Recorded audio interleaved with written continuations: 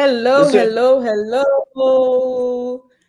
Good evening. And I always say good morning, good afternoon, good day, because I know not everyone that is joining is sitting where we are sitting. So, from Mina, myself, as Ulinda Ndungane, I'd just like to warmly welcome everyone and say it is so great to have this date with you. Another awesome, beautiful Thursday. And every Thursday, well, hopefully, every Thursday, we have an amazing date where we talk to young people, graduates, young professionals about things that affect young professionals in our country. We are in South Africa, and we know there's people around the world as well that would benefit from such conversations that we're having to empower each other as we go into the job market, go into entrepreneurship, as we go into leadership roles, especially,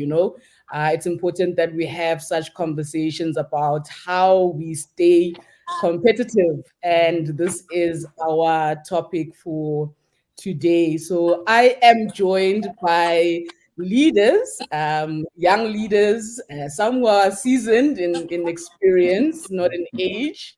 I'm hoping they're gonna smile because I mean that's a compliment. We're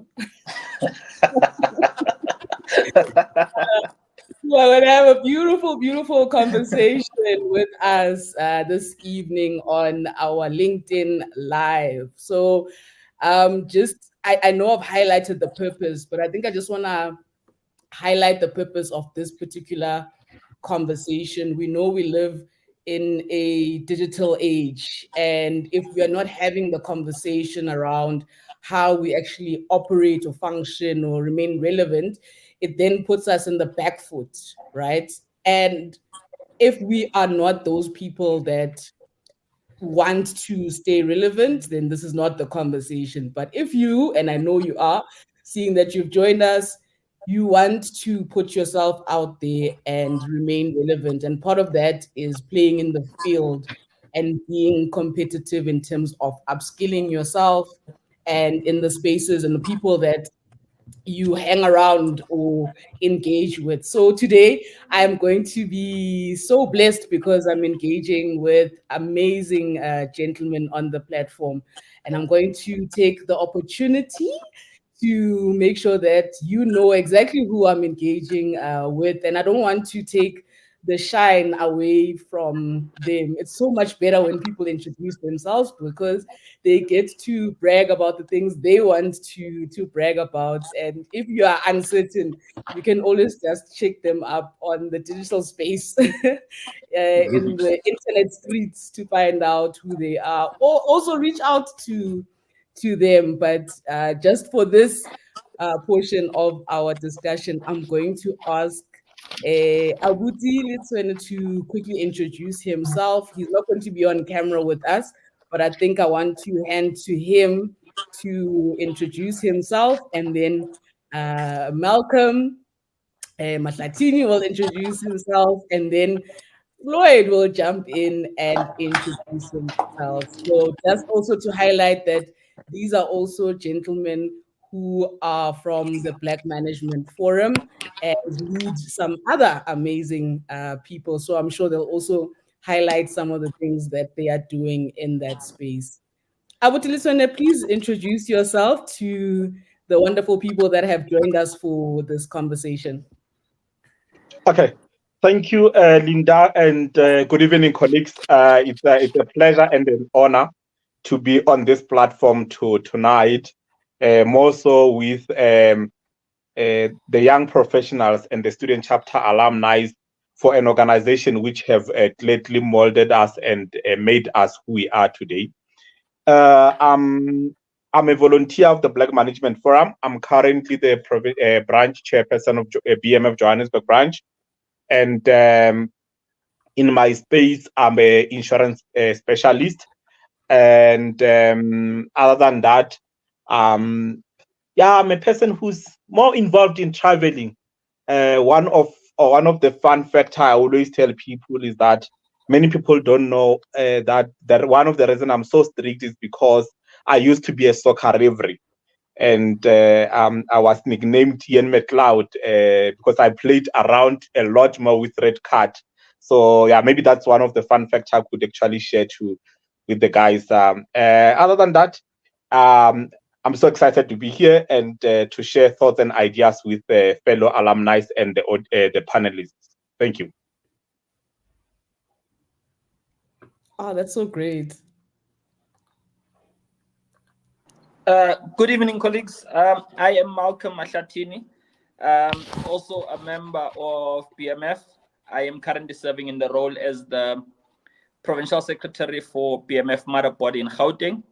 I also, in my professional life, I run a signage and branding business called Inzali Capital, and I'm the founder and CEO of that business. Um, I didn't know Liswini was a referee, so I'm struggling to find an interesting thing to share with you guys today that might also be funny. But I think one interesting thing that I can share with you is that I studied law by profession, but find myself having stung by the entrepreneurship bee.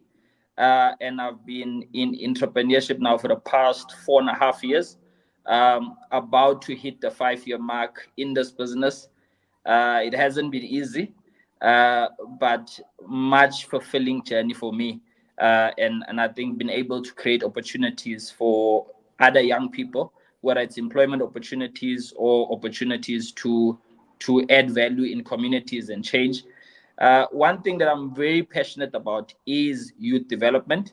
Um, and I spend a lot of time in the PMF doing that, whether from student chapter, YP, young professionals in the PMF. And I still hope to contribute, if not in the PMF, of course, even in my community. Thank you.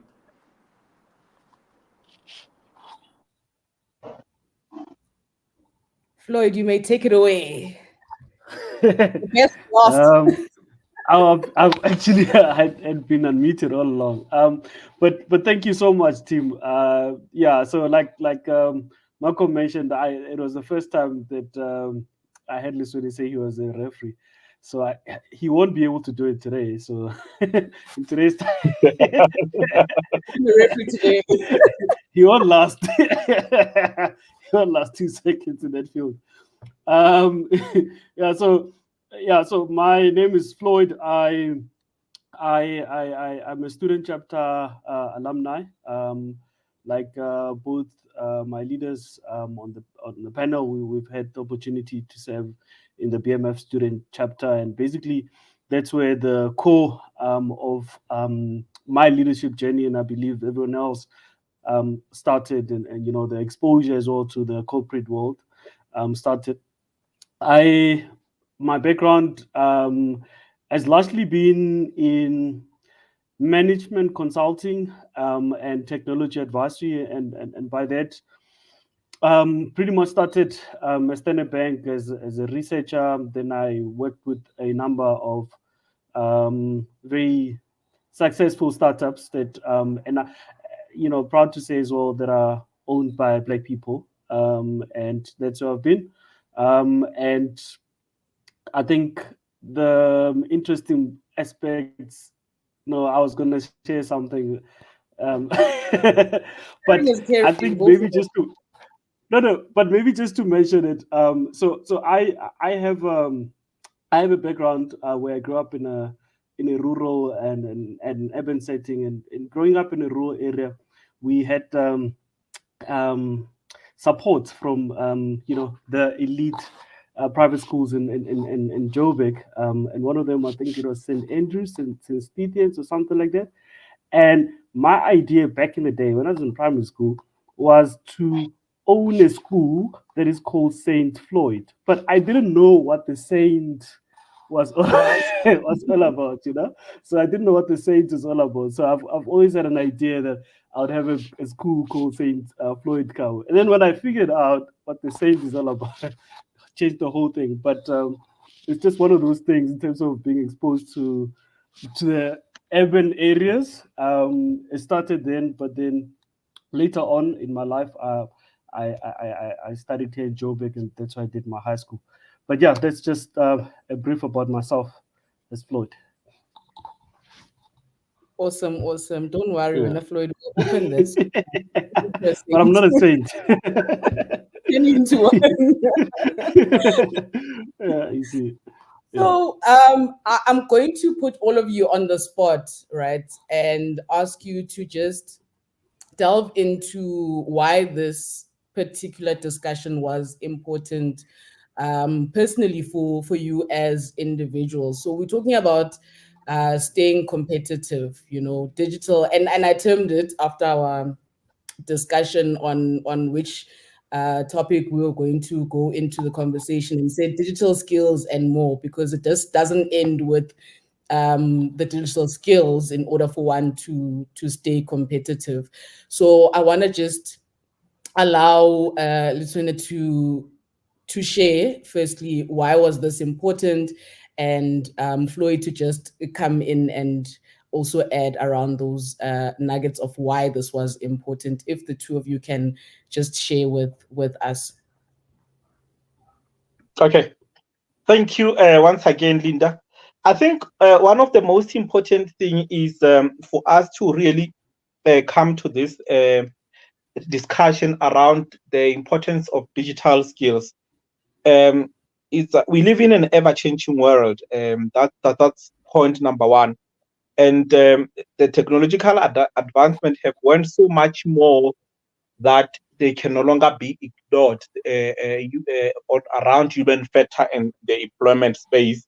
And I'm saying so because the World Bank by 2021 have then pointed out to say where with this ever-changing technological advancement, the surveys picked up that 70% of the employees, the workers actually felt that their works will be their type of jobs will be displaced, and they felt that they need to upskill themselves. And in between, I'll also be looking at a comparison of how Africa and European Union is trailing, and that in itself actually then say to us, for you to remain relevant in an ever-changing world, you need to change, you need to move away from what you have been doing. You must do something different, you must be offering something which has never been offered. And by the estimation 4 years ago, we are just 1 year to 2025.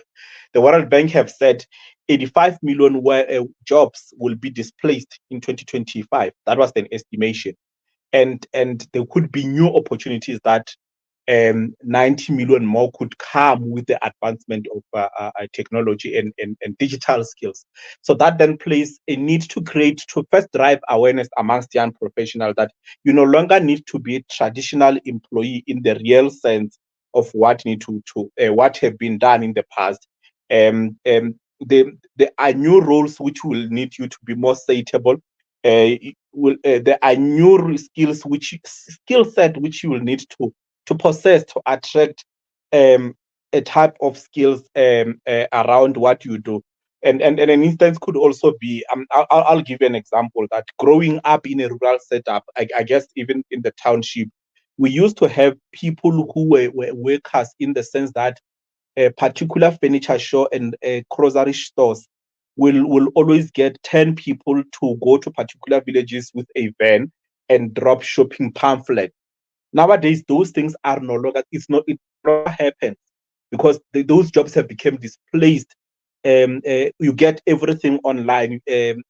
Everything is just a button away. But again, one of the reasons we are trying to drive this colleagues and young professionals break from what you have studied, because there's also a mismatch between the traditional university qualification and what the job requires. For an instance, um, World Bank and international internet world stats also point out that 65% of the job vacancies that employers are having require you to have particular skill set, all of which are digital.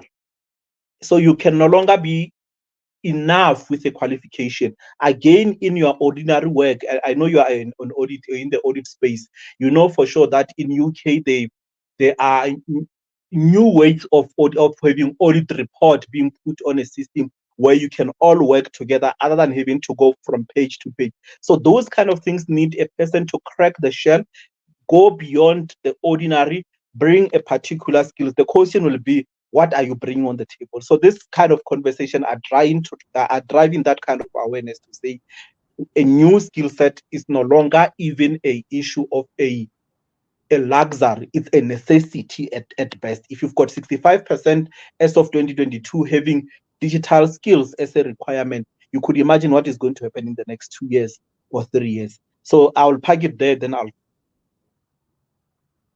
Awesome. So, Floyd, if you can jump on that, I know you've got some tech experience and you put your hand up very quickly when Linda was like, hey, please come have this No, no, conversation with us. yeah. So I was looking at the topics that Mavuso and yourself were giving through, and I don't have experience in terms of financial stuff. I'm not a financial person. I've studied a bit of that, but it's not my thing, right? But I think quite importantly, and add to what Luswini has said in terms of the requirements of the job market. I think in everything that we do in today's world has an involvement of digital skills, or a requirement for digital skills. So if you think about it, at work you focus on the balance scorecard, typically where you focus on the financial aspects, you focus on marketing and operations and all of those areas. And now what you do find is that those areas can all be integrated into one ERP system. So the an enterprise resource whatever planning system. But I don't want to. But all of those areas can be interpreted that and allow everyone to have collaboration, right, across all the departments. I've been last year we went on a mission at my previous employer where we integrated everything into a single CRM, which we started off the journey with Microsoft Dynamics 365, and we went on to onto Monday.com. Monday.com is very easy for anyone to do, whether you're an entrepreneur or you're someone that within an work environment. In terms of integrating that, it's very easy and seamless integration for all departments.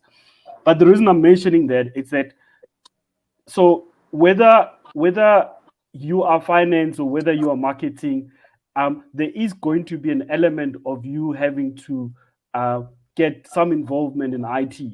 Now, the world has become multidisciplinary, and when I say multidisciplinary, I mean that it's no longer about going to school and studying a BCom in marketing, or a bachelor's or political science, which equally these are important disciplines. But what you do find is that you will have to have an exposure to the digital world and the digital skills. Now, in projects, typically, people go to work, and then they find themselves in change management. I saw yourself, you are in change management and so on, right? And what we do find is that in a lot of deployments or projects, when a project is being deployed, there's a lot of frustration, and naturally people um, are resistant to change. But Linda will have to understand the core aspect of that new system being deployed and how everyone else is going to buy into that. And what does that require? It requires that from an administrative perspective, you are able to work on the system at a very lighter end, whether it's a SEP specific module being deployed, or whether it's Salesforce, Microsoft, and so on. So that exposure. And so I'm very big in terms of studying multidisciplinary education, or multidisciplinary education. I know the University of Johannesburg at the time had started to some extent in terms of getting everyone to study artificial intelligence, regardless of what you're studying, because there's an exposure that you're going to have.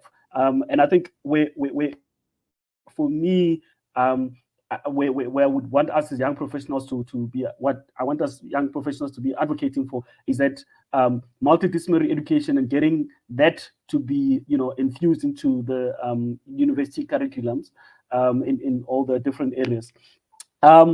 I don't want to be long because I can I spend much more of the time. But if you go and look at UK curriculum, especially what people in the UK study, it's very interesting because everyone has a touch of STEM or to some extent digital education. But yeah, I don't want to be too long in terms of that. No, we're gonna come back to you. We're gonna come back to you. Don't worry. So Malcolm, Floyd has touched on a few essential things that led us to actually have this conversation. So I'm not going to ask you to do the same thing. What I would like you to focus on is the need for young professionals to stand out, right? And the factor around how the digital skills and more need an element of one being adaptable, and considering your space and your experience, just for you to share your thoughts around how big this is in terms of us thinking differently as young professionals. If you can just take us through your thoughts. Okay. Thank you very much, Linda.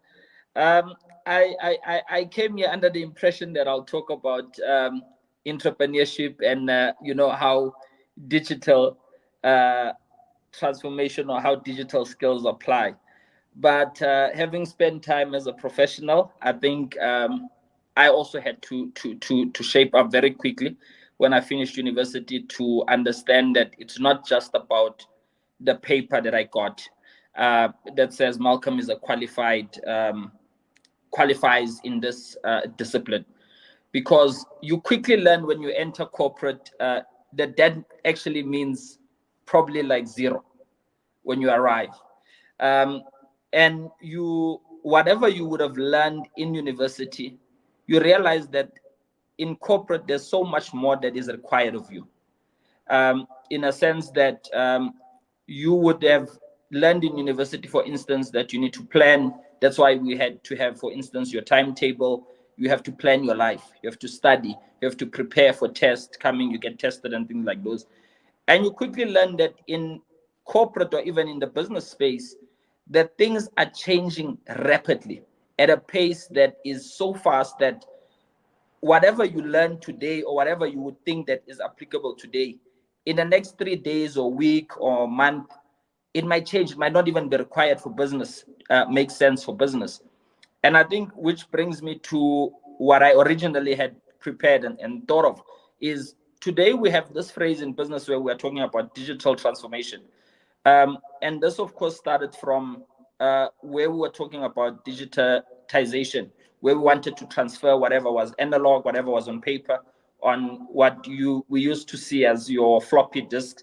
And then you put that in a computer, you'd see numbers and stuff. And that was digitization. We were in the digital era. And we thought that was the end of it. But AI quickly then moved to what we call later on digitalization, which was a process where we had to take digital information and start looking at how do we spread it across even business operation, business units, and try and really get every business unit to streamline into this digital platform. So instead of you as a manager or as a leader of a business having to walk to every unit in your business and check what is happening, you could literally be sitting in one place and actually know exactly what's happening across the entire business that you have.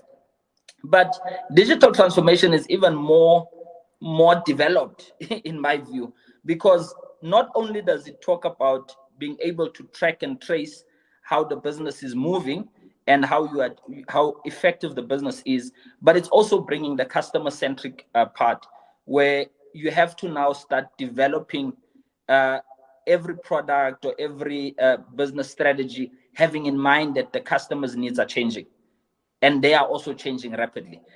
So even when you price, you need to take that into consideration, that your customers' needs are changing, the economy is changing, the customers don't want to buy anymore what they would have spent in 3 years ago. They no longer have that latitude of having to spend as much.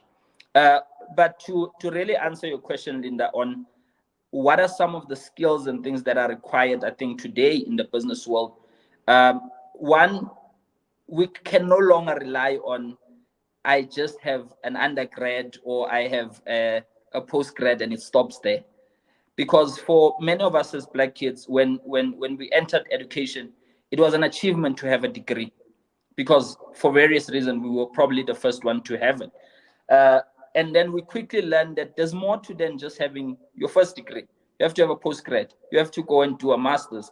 I think I learned later in my life that there's even a thing called PhD. I was like, I'm far. I am not. I am not even at the pinnacle of this thing. So there's continuous learning that young people today need to embark on. So it's no longer just about, I learn this, I perfect this skill, and therefore I'm the best in it. People are continuously learning and sharpening their digital skills. I mean, Floyd spoke about a tool that I used to use, Monday.com. That was 3 years back. AI has developed so many other tools that either have made sure that Monday.com becomes more effective and more efficient, but also other tools that are probably more competitive, more user friendly. So those are some of the things that I think, for me, without being long, that are important. Continuously sharpening your skills as a young professional, but also digitally. It can't end at Microsoft. You have to look at other programs that are there. Lisweni spoke, I think, about in the auditing space, for instance. You would know, Linda, you no longer have to just sit there and go through the financials page by page. You probably are inputting them on a system, and that system will tell you exactly where are the shortfalls of this business, where are the ratio levels of this business in terms of liquidity, in terms of how the business is performing over a set period. I mean, in business, what we've been able to do over the past 4 years, many businesses, we started asking graphic designers, for instance, when I started business, to say, please create a template of an invoice for me. And then you take that word template, for instance, and you would be editing every time, and then edit and calculating and having to go and input those things, Yeah. And that's where I started in business. But today I've got things on system. So even if you were to ask me, Malcolm, you send me an invoice 6 years or 4 years back, I'm able to go in the system and literally just type Linda, and it would pop up. This is what I've done with Linda. This is the quotes I've sent Linda. This is the invoice. This is how much money Linda has made my business over a period of 12 months. I'm able to rank my customers. Okay, I'm able to look at even the products that are moving faster and that are more that are bringing more money in. So it's insights that we are able to derive from all of this from digital. And I think it's insight that are, of course, data driven. So even our decision making in business, and even in corporate, if you're a professional, when you understand that you need to use digital tools to learn or to do your work, then most of your decision making is data driven. It improves even how you are able to collaborate with other people, with other communities. It increases your level of performance in terms of ensuring that you drive effectiveness and output for your business. Thank you, colleagues. I'll stop there. See what Pew is saying. My favorite convos. So he is loving the conversation. I hope it is a he. Sorry, I'm not seeing the photo clearly there. I'm liking how you are leading the conversation, gentlemen, because you have touched on key factors that make this so important, and also highlighting what exactly is the importance. So I think with that, having that in mind, we all know that yes, it's good, it's great. We need to stay competitive. We need the digital skills. We are name dropping some of the platforms and tools that exist, and we are saying yes, as young professionals, we need to get into it and be adaptable. I just would like us to touch on some of the challenges that we ourselves have experienced with actually getting the access to some of these skills, and then we'll move the conversation to some of the practical stuff that we were able to do in order to get ahead and stay competitive. I know, oh, he's gone. I hope he'll be able to join in again, because I know he was dropping a lot of stats. But I want us to just bring it closer to home. I think Floyd mentioned how you had specific exposure that led you to think differently, and that exposure led to you actually probably being in the space that you are in. And we know in our country how difficult that may be for some people.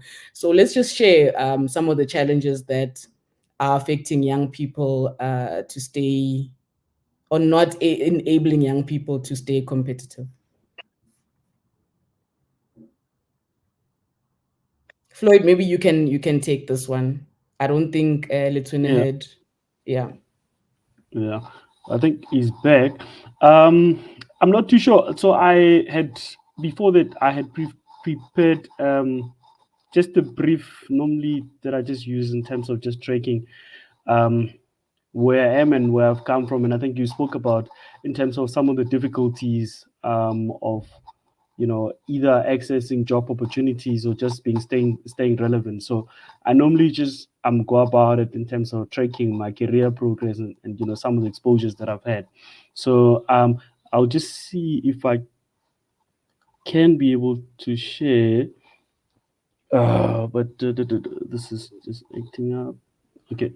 Um, it You should requires be me able to upload. to. Uh, Uh, and this is on my drive. Okay, okay. Um, let me see. Because it requires me to says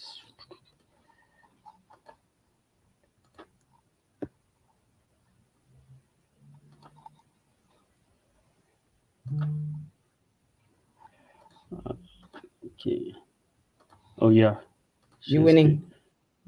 Yeah. I seem to be winning. Awesome. Yeah, yeah. You can see my screen, right? Not yet. I think it's coming up. Yes, I can. Okay. I'm gonna just add so everyone else can see as well. Let me see if I can make it a bigger screen. Um, yes, I can see on my side. Malcolm, a thumbs up. I Okay. can also see from my end. Yeah. So what you see there at the bottom, those are the two of the I would say figures or institutions, and I refer to Steve Jobs Steve Jobs as an institution because of what he's built today that has really um, you know led me to being who I am, and just having an influence as well in my life. I think um, Malcolm as an entrepreneur, and to some entrepreneurs, Steve Jobs is because of his resilience, and just a passion for what he does. For me, has been a very strong influence into my life, and just um, doing the hard things. I think that's what for me is always a key takeout. But just touching on in terms of what you were referring to, Linda. So I started my career. I did a a BCom degree that, like most people do, you do marketing and all of that. So I majored in information management, business management, and economics. Um, I worked at Standard Bank for a brief time as an intern, working in research and competitive intelligence. But that wasn't enough, and it wasn't enough in the sense that um, so I moved to a management consulting firm, but within that space, I had very limited exposure to I to not I wouldn't say IT, but to a broader aspect of IT. And so what I spent some time in terms of investment. I did a higher certificate in information technology, basically most like a postgrad, where I spent 2 years basically with some professionals, that were not necessarily within the IT landscape, and getting the exposure to the environment, from your database administration to, understanding the world of business analysis, to basic um, uh, uh, um, coding, VBA, Visual Basic, and I then moved on to say, then how do I bring those skills to the world of work that I work in? And so um, I then started working in a project management environment, in accounts environment, or sales environment, where I had the exposure, a wide exposure. And for me, the learning just never really stops. I've done a number of trainings or exposure from Salesforce, or cyber security, bit of certifications, to just build up on my skills, and being competitive within the environment. I've then also worked with a number of clients within financial services, and that just really gives the exposure to the world of work and different projects that one can work on. So for me, it was more difficult on the coding side of things, and that's where my challenge was.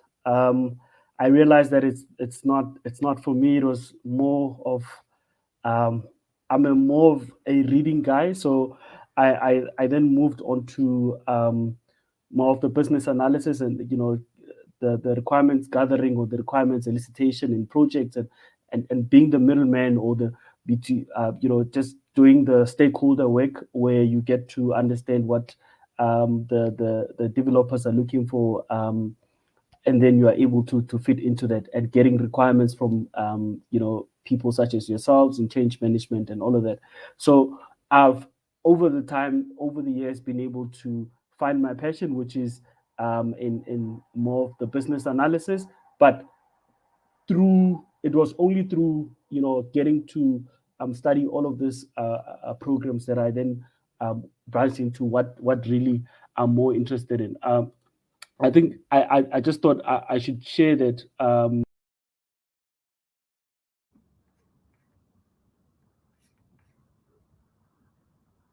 We lost you. Oh my goodness. Okay. I hope he didn't log himself out while trying to remove the Slideshow. Yeah. yeah. You know? I think Oh, No there way. is coming back. No way. And I'm actually making a it just joke to went say off. you were removing the PowerPoint and then logged yourself out. So I locked myself out now.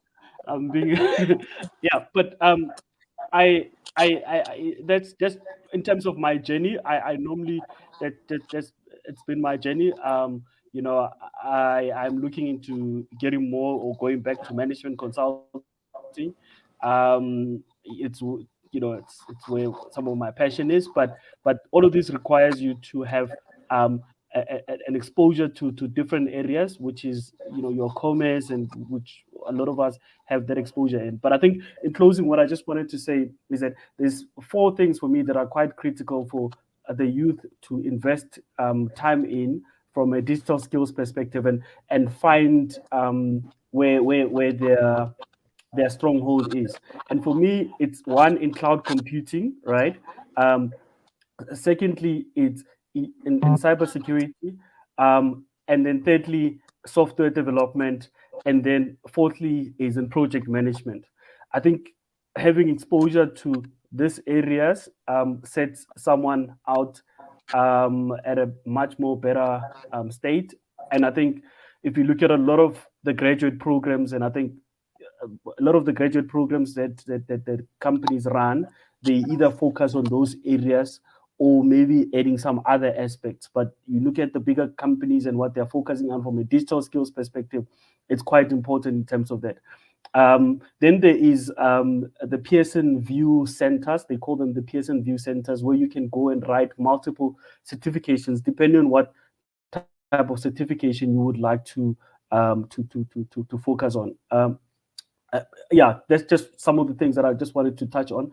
And then, quite importantly, that I wanted to say as well, there's a lot of mentors that you can get. I have Last year I was working with, I think, over 50 guys from India. There's a lot of mentors that you can get online. So online learning is very key, but also having a mentor becomes very key. And so you're able to get that. We need to start leveraging on those guys, either India, Pakistani, and all of it comes with its challenges, but there's a lot of learnings that one can take from those guys. And I'm happy to translate as well as and when they speak as well, because it's very difficult to understand them when they talk. But these are just some of the skills that if you look at India has invested in, and I think we also just need to invest ourselves in, look at which one works best for you. So if you're not really at someone who is interested more in coding and development, software development wouldn't be your thing. But from a project management perspective, there's a safe, agile, and all these PMP type of certification that one can do. And I think it's just so important that we start then investing into that and look at how we can then start growing our careers. Awesome. Malcolm, do you want to just also jump in with what you had prepared around entrepreneurship and the digital skills area? I think Floyd has really taken us quite far in the conversation. So this is the best time for you to then just unpack from your end as well. Thank you so much. Okay, thank you, Linda. I think for me, what really stands out for me, especially when you are thinking about the digital space in business or whether as a professional in your career, what always comes to mind is, how do we get things done faster at the fraction of the cost and time, while considering, of course, that we need to increase the bottom line. So the world is moving that direction. You have to be faster. You have to save cost. So we need to do things at a cheaper rate. But at the same time, we need to make sure that we pay particular attention to the time it takes us to do things. If you look at China, for instance, I'm in the branding and printing space for signage. We used to use something called vinyl, which is we print on it, and you would have to apply. Basically, with your hand, you'd have to use someone to apply this through a wall. You'd brand an office. It will take you probably, let's say, 30 square meter will take you probably about a good week or 3-4 days to do. Today, that can be done using a machine that costs just under 250,000 Rand, can be done in less than 3 hours.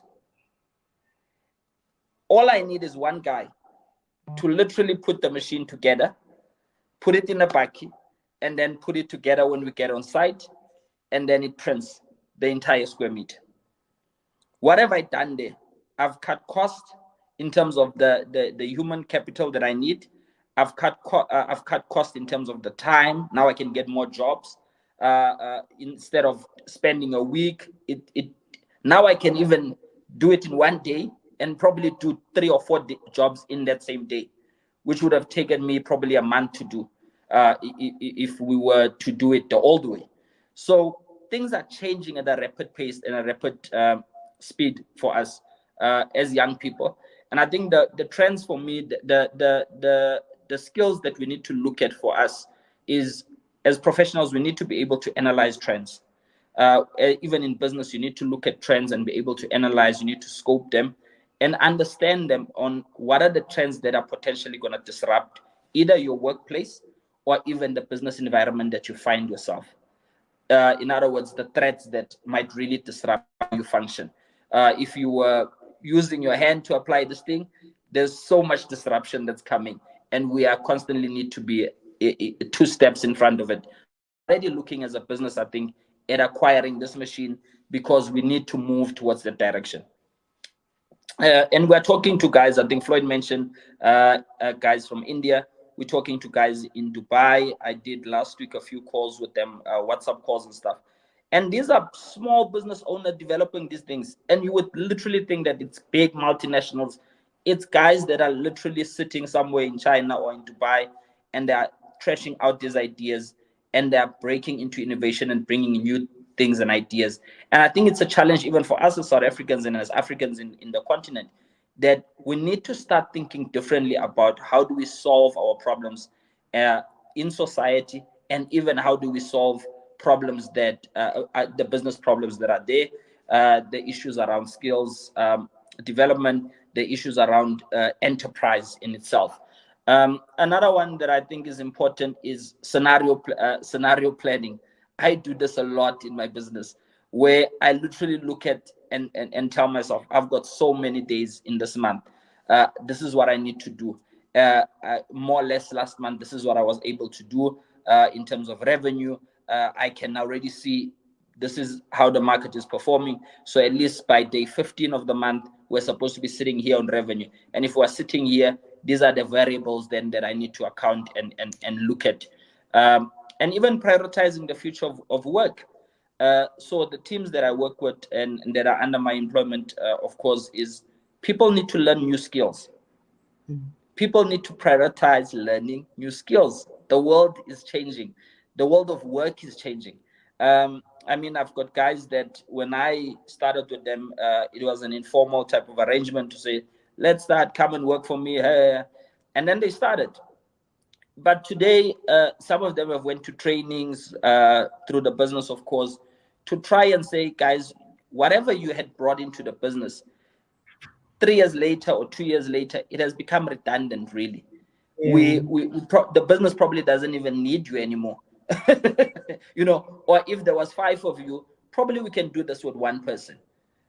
Because also when you start working with people, you start realizing that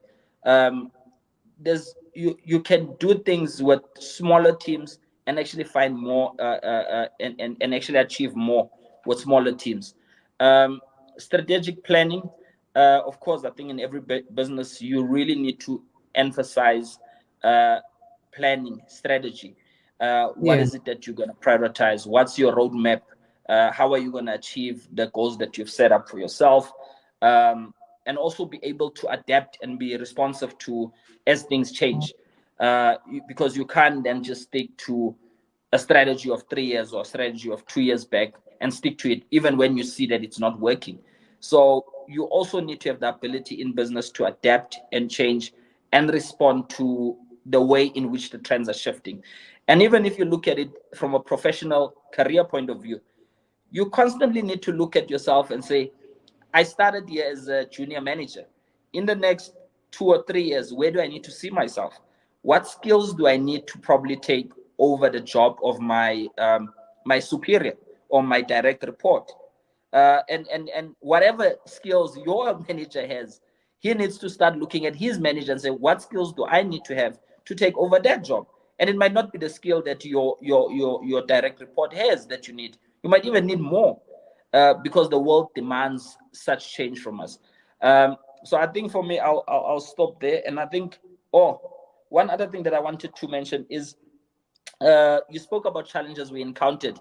I studied law by profession, and I think I said it earlier on. You've invited the Siru to come and speak tonight, because most of these guys, including myself, we literally started our careers in some way or other in the research field.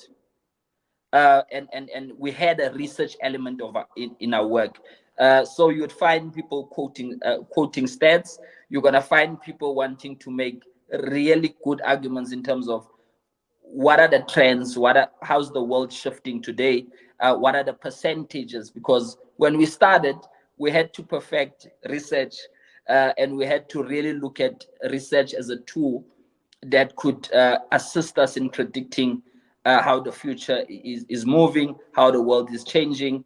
I mean, for me, I started as a research associate, and we had to look at how do you advise South African SMMEs, people coming and pitching ideas, and you're looking at the idea, you're like, it's not worth the time. It's not worth it, an investment and stuff. So that's where we started our careers and stuff. And today we're in business. We are trying to get those funding deals. We are trying to get those venture capital guy putting money in our businesses. And it's I think that the research element that has enabled us to be able to really thrive in some of the industries that we are in, because you are able to have a giraffe view, they would say, in the political space. Yeah, but thank you. I'll stop there, Linda. Thanks. Listen, after hearing what the two gentlemen had to say, can you jump in and speak to the young professional and just summarize some of the things that we can do from today to remain competitive, to remain relevant, to stay in it, in terms of improving and learning every day? What would you say to me? I'm the young professional. Speak to me and tell me, what are the next steps that one can take to bring this to reality? We need our young people to know how important it is to stay competitive, but practically, what do I need to do? Okay. Thank you, Linda, once again. I think uh, like I've tried to drive a point that we need to crack the shell. The first thing that we need to do as young professionals, clear cut out wherever you are employed, knock at the door unashamedly without even being apologetic, to look for what can be done for you in terms of upskilling you. You shouldn't be laid back to say, I know my peers who are working for a particular type of bank, they are now learning cloud computing, but it doesn't look like my company or my employer offer that opportunities. So you need to actually broaden your horizon to say, what I know today is as good as I don't know anything. And you need not be comfortable. And that will say you changed your type of skills. For example, I'll tell you that I began my career as in marketing as a coordinator, but today I'm an insurance specialist. I hated spreadsheets. I hated big numbers. But because I've allowed myself, and I'm doing this so that people can also learn from a reflection of my journey, to say what I've learned there, from termed a guy who moved the banner to a person who now analyze market trends around insurance, with what is happening in the market. So move away from what you know. Just know that what you know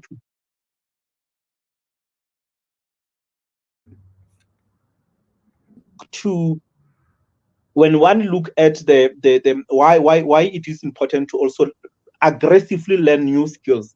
IBM in its own report talks about that 30% of those who actually venture so much more and complete digital skill training are 30% more likely to be promoted than an average. So that is one of the important things as to why you should actually be deliberate on taking digital skills programs. And the other aspect again as well is that any other employee who don't want actually at best to empower or upset its workforce, they are also missing out on the benefits which comes with digital skills. I'll give also another example. The current project that I'm doing in one of the working spaces, we have actually digitalized it. We are on SharePoint. That kind of product, and I bear testimony to it, becomes a little more easier because you are able to run with the program with input data and information. I was out of the country, but I'm able to see that work is being done, other than exchanging document on email, update, and it go back and forth. So there's efficiency in terms of work and project management and everything. So as a professional, be deliberate, go out there, look for what need to be learned. And I'll also give an example for an entrepreneur like Mr. Maklatini. The market of digital learning space, all in all, it's according to LinkedIn Workplace Learning Report of 2022. It was valued at 315 billion. And that also say for an entrepreneur, look at what I could offer, as I said, because if the market is so big by 2022, imagine how much more it could be growing. So as a professional, look beyond your workspace, beyond your skill set, venture into that. There are entrepreneurial opportunities which come with this. Go to learn this digital skill set. They will assist with increasing your productivity in the workplace. They will assist with you being able to reporting becomes so easy, becomes so efficient. We no longer spend so much more doing one-on-one with our direct report writing and going to edit a Word document. It's online, action this, action, approve, accept the changes, and life becomes so much more easier. So I would say to young professionals, be deliberate. Um, I know for sure, maybe giving an example in the legal system of South Africa, that we are still laid back. But imagine if all of this information is digital and you are used to be a person who go to the file and you are not even wanting to be agile, you are going to be left behind. So move with time, or if need be, move at the same pace as things change, that you are not left behind with change. Because the next thing you wake up, you are redundant. The next thing you wake up as an entrepreneur, what, like Mr. Matlatin is saying, you've been offering as a value of product is taken out by someone else, and you no longer know where to fit. And I'll tell you one thing, you get left behind once. Cashing up game is one of the most dangerous things that you don't even want to, because you are now pacing with people who are advanced. The minute you cash up, there are steps ahead. So young professionals undertake, there are a lot of platforms. There are a lot of platforms which offer some of these e-learning uh, opportunities and courses or programs for free. Take advantage of them. I know LinkedIn is part of those, which is leading in terms of offering those on digital skill set programs. So take advantage of those kinds of skills. Engage with your employer. If you feel like you need to go to Altron or any other entity which offers services, be deliberate. Don't be laid back to say it's not given to us. Crack it. Challenge your employer. Challenge yourself. And then that will lead to you being a quite more of a better person than you could want to be, or any person could actually want to look at you. And you'll always be marketable, because if you are laid back and you are left behind, you are not going to be marketable. Each and every person will be asking, we are no longer using the traditional HR to hire. What are you offering unique to any other person? So I'll say, in summary, crack the shell, confront your employer, search for opportunities, use online opportunities, um, also venture into entrepreneur space. There's a mass areas where you can venture around this thing, and also network, because you meet a person like Mr. Matatin, then you learn something. Mr. Gandhi is also a person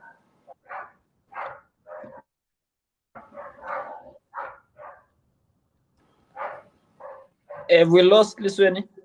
Yes, I think so. I think so. Okay.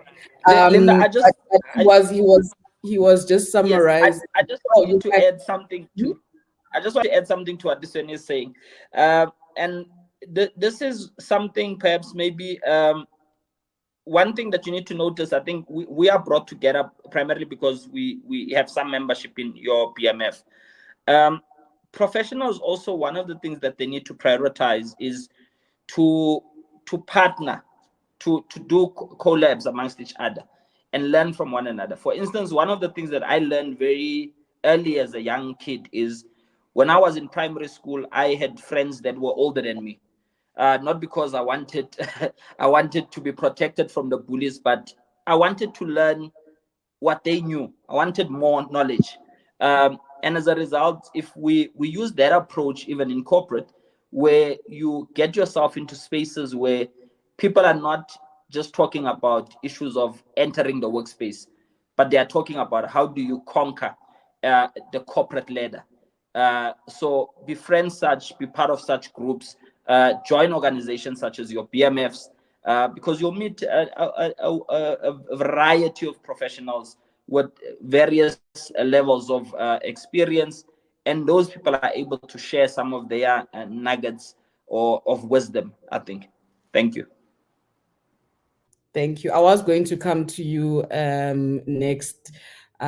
But you know what, Mina, in terms of skills, when I grow up, I want to be like Liswene. I want to be able to quote all these research figures and stamp the point. I mean, imagine, I think a lot of my stuff would be approved, very quickly if I was just like, eh, that's the skill I need to get going.